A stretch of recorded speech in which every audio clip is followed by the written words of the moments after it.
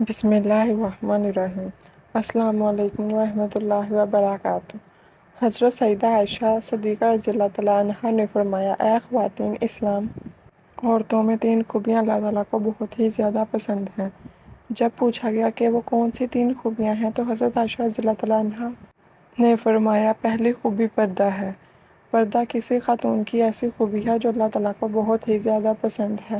جب کوئی خاص خوبیاں اللہ کو بہت پسند ہوں تو پھر ظاہر ہے کہ وہ خوبیاں اپنانے والی عورتیں بھی اللہ کو بہت پسند ہیں۔ فرمایا گیا، اللہ کی پسندیدہ بندی بن جاؤ اور پردے کو اپنا زیور سمجھو۔ آج کل کی عورت کہتی ہے، جی اصل پردہ تو دل کا پردہ ہے، بس انسان کا ذہن پاک صاف ہونا چاہیے، صرف دماغ کا صاف ہونا ضروری ہے۔ تو میں کہتی ہوں، اے میری بہن، تیرا ذہن جتنا بھی پاک صاف ہو جائے، لیکن سیدہ فاطمہ الزہرا رضی اللہ تعالیٰ عنہا سے زیادہ پاک صاف نہیں ہو سکتا۔ میری بہن، پردے کا حکم سیدہ فاطمہ رضی اللہ تعالیٰ عنہا کو بھی دیا گیا تھا۔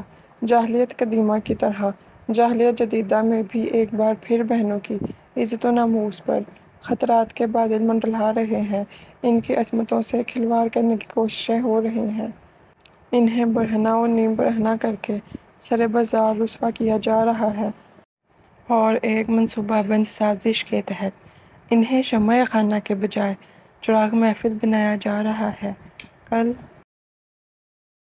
تک علماء و مصلحین خورد و نوش، لباس و پوشاک اور رہن سہن کے مغربی ہونے کا شکوہ ہی کرتے رہے کہ اب برقع اور حجاب بھی جدت کی راہ پر چل پڑے۔ ہمارے ہاں ایک رواج بن چکا ہے کہ اگر خدا نخواستہ کسی گھر میں کوئی فوتگی ہو جائے، کوئی عزیز رشتہ دار یا کوئی قریبی فوت ہو جائے تو اس کی جدائی کا غم ہر چیز پر مسلط ہو جاتا ہے، حتیٰ کہ نماز پر بھی مسلط ہو جاتا ہے، پردے پر بھی مسلط ہو جاتا ہے۔ عورتوں کو اپنے پردے کا خیال نہیں رہتا، باپ بھائی بہن کو نماز کا خیال نہیں رہتا۔ محترم ناظرین، صحابہ کرام رضوان اللہ علیہم اجمعین کے دور میں جب کوئی فوتگی ہو جاتی تھی، ظاہر ہے کہ خاندان والوں کے لیے یہ ایک بہت ہی غمزدہ صورتحال ہوتی تھی، لیکن پھر بھی یہ غم خواتین کے پردے پر اثر نہیں ڈالتا تھا۔ فوتگی کے دن بھی عورتیں پردے کا خاص خیال رکھا کرتی تھیں۔ ہر چیز پہ غم مسلط ہو جاتا تھا لیکن نماز پہ مسلط نہیں ہوتا تھا۔ لوگوں کو پتہ ہوتا تھا کہ ابھی نماز کا وقت ہونے والا ہے، اٹھو اور نماز پڑھو۔ میت اکیلی پڑی رہتی، کوئی پرواہ نہیں، لیکن وہ لوگ ہر حال میں نماز پڑھتے۔ اسلام کی ایک مقدس شہزادی کا واقعہ ہے کہ اس کا ایک ہی بیٹا تھا اور وہ بھی اسلام و کفر کے معرکے میں شہید ہو گیا۔ اب یہ نیک خاتون نبی صلی اللہ علیہ وسلم کے سامنے اس طرح حاضر ہوئی کہ سر سے لے کر پیروں تک پورا وجود پردے میں ڈھکا ہوا تھا۔ صحابہ رضوان اللہ علیہم اجمعین یہ دیکھ کر حیران رہ گئے کہ اکلوتے جوان بیٹے کی موت کا غم تو بروں کا کلیجہ چھلنی کر دیتا ہے اور وہ گریہ زاری اور چیخ و پکار پہ اتر آتے ہیں۔ یہ کیسی خاتون ہے کہ اتنے بڑے صدمے کے باوجود مکمل پردے کی حالت میں اور مکمل ہوش و حواس میں ہے۔ اتنے بڑے صدمے کے باوجود یہ ابھی بھی پردے میں ہے۔ یہ اس دور کی بات ہے جب مشرکین کی عورتیں اپنے جوان بیٹوں کی موت پر نوحہ خوانی کرتی تھیں، ماتم کیا کرتی تھیں اور بے پردگی کا عالم ہوتا تھا۔ اس نیک خاتون نے جب یہ باتیں سنیں کہ یہ کیسی عورت ہے کہ اپنے جوان بیٹے کی موت پر بھی پریشان نہیں اور مکمل پردے میں ہے، تو اس نے کہا، میرے بھائیو، میرا بیٹا چلا گیا تو کیا ہوا، میرا ایمان تو نہیں گیا۔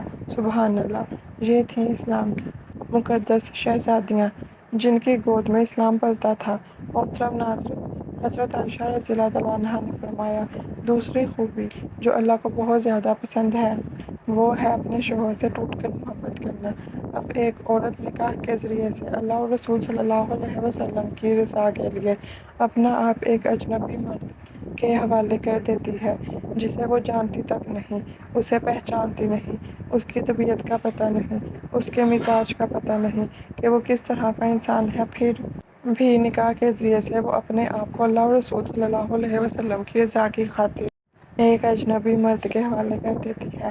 پھر اس شخص کی اولاد کو 9 ماہ تک اپنے پیٹ میں رکھتی ہے، طرح طرح کی اذیتیں سہتی ہے اور موت کی اسی کیفیت سے گزر کر اس کی اولاد کو جنم دیتی ہے۔ موت کی اسی اذیت سہنے کے بعد بچہ پیدا ہوتا ہے۔ پھر جب بچہ پیدا ہو جاتا ہے تو ایک ماں اپنی فکر بالکل ترک کر دیتی ہے، اپنا آپ بھول جاتی ہے اور اس بچے کی تربیت میں مصروف ہو جاتی ہے۔ یہی سوچ اس کے ذہن میں ہوتی ہے کہ جب یہ بچہ بڑا ہو کر اچھی خدمات سر انجام دے گا تو کوئی یہ نہیں کہے گا کہ اس کی ماں نے اس کی تربیت اچھی نہیں کی۔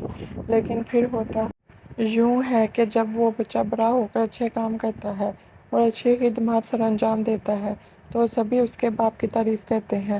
کوئی یہ نہیں کہتا کہ فلاں عورت نے، اس کی ماں نے اس کی اچھی تربیت کی ہے جس کی وجہ سے یہ بڑا انسان بنا ہے۔ تو کئی سال تک جب وہ ہمارے بچوں کی پرورش میں لگ جاتی ہے اور اپنا آپ بھول جاتی ہے تو اس کے چہرے پر جھریاں نمودار ہونے لگ جاتی ہیں۔ پھر ایسی عورت کو کئی شوہر یہ کہہ کر ٹھکرا دیتے ہیں کہ عورت مرد کے پاؤں کی جوتی ہوتی ہے، وہ جب چاہے جوتی کو تبدیل کر سکتا ہے۔ اللہ اکبر! ایک بزرگ اور نیک انسان کی محفل میں لوگ بیٹھے ہوئے تھے۔ وہاں یہ بات چل رہی تھی کہ ایک مرد کہہ رہا تھا کہ عورت مرد کی جوتی ہوتی ہے، مرد کو جہاں بھی اپنے مناسب سائز کی جوتی نظر آئے تو وہ بدل لے۔ وہاں پر بیٹھے ایک شخص نے اس اللہ والے بزرگ انسان کی جانب رخ کیا اور ان سے دریافت کیا کہ حضرت، کیا یہ شخص ٹھیک کہہ رہا ہے؟ تو بزرگ فرمانے لگے کہ اپنی سوچ کے مطابق بالکل ٹھیک کہہ رہا ہے، اور واقعی عورت مرد کے پیروں کی جوتی ہوتی ہے، ہر اس شخص کے لیے جو خود کو پاؤں کی مانند سمجھتا ہے۔ فرمانے لگے جو خود کو پاؤں جیسا تصور کرتا ہے وہ اپنی بیوی کو پاؤں کی جوتی ہی سمجھتا ہے۔ یہی عورت سر کا تاج بھی تو ہو سکتی ہے، لیکن صرف اس مرد کے لیے جو خود کو بادشاہ کی مانند سمجھتا ہے۔ جب ایک عورت ایک ایسے شخص کے لیے اپنی زندگی قربان کر دیتی ہے جس کے وہ نکاح میں آ جاتی ہے، اس کی خدمت گزاری کرتی ہے، بچے پیدا کرتی ہے اور اس کے بچوں کی تربیت کے دوران اس کے چہرے پر جھریوں کے نشان نمودار ہو جاتے ہیں، لیکن مرد اس بات کو سمجھنے کی بجائے جب یہ دیکھتا ہے کہ یہ عورت پہلے کی طرح خوبصورت نہیں رہی تو وہ دوسری عورت کی جانب مائل ہونے لگتا ہے اور اپنی بیوی کو چھوڑنے کے لیے تیار ہو جاتا ہے، تو ایسا مرد اپنی بیوی کی ہنستی بستی زندگی میں زہر گھول کر رکھ دیتا ہے اور اسے کانٹوں کے بستر پر سونے پر مجبور کر دیتا ہے۔ تو کیا یہی انسانیت ہے؟ خدارا اللہ کی ان رحمتوں کی قدر کیا کریں، وہ کسی بھی شکل میں ہوں، ماں، بہن، بیوی یا بیٹی، ان کو عزت دیا کریں۔ حضرت عائشہ صدیقہ رضی اللہ تعالیٰ عنہا نے فرمایا کہ عورت کے اندر 3 خوبیاں اللہ تعالیٰ کو بہت ہی زیادہ پسند ہیں۔ جب پوچھا گیا کہ اے ام المومنین، عورتوں کی وہ کون سی خوبیاں ہیں جو اللہ تعالیٰ کو بہت پسند ہیں، تو فرمایا، نمبر 1، پردہ، یعنی پردہ کرنے والی عورت اللہ کو بہت ہی زیادہ پسند ہے۔ نمبر 2، شوہر سے ٹوٹ کر محبت کرنا، یعنی شوہر سے ٹوٹ کر محبت کرنے والی عورت بھی اللہ تعالیٰ کو بہت ہی زیادہ پسند ہے۔ نمبر 3، اللہ کے حضور جھکنے والی عورت، نماز پڑھنے والی عورت، قیام، رکوع اور سجود کرنے والی عورت، قرآن پڑھنے والی عورت۔ آج کل کی عورت کہتی ہے جی بچے زیادہ ہیں اس لیے نماز پڑھنے کا وقت ہی نہیں ملتا، اللہ کے حضور جھکنے کا وقت ہی نہیں ملتا۔ تو میں کہتی ہوں، اے میری بہن، آؤ میں تمہیں سیدہ فاطمہ الزہرا رضی اللہ تعالیٰ عنہا کے بابرکت گھرانے کی مثال دیتی ہوں۔ جنت کے سرداروں حسنین کی تربیت بھی ہو رہی ہے، حضرت علی رضی اللہ تعالیٰ عنہ کی خدمت بھی ہو رہی ہے، مہمانوں کو کھانے بھی پیش کیے جا رہے ہیں۔ جب رات ہوتی ہے تو سیدہ فاطمہ الزہرا رضی اللہ تعالیٰ عنہا سونے کے لیے بستر بچھانے کی بجائے اللہ کے حضور مصلی بچھا لیتی ہیں، قیام کرتی ہیں، رکوع کرتی ہیں اور پھر جب سجدے میں جاتی ہیں تو ایک کے بعد دوسرا سجدہ ابھی مکمل نہیں ہوا ہوتا تو صبح ہو جاتی ہے۔ سبحان اللہ، ماشاء اللہ۔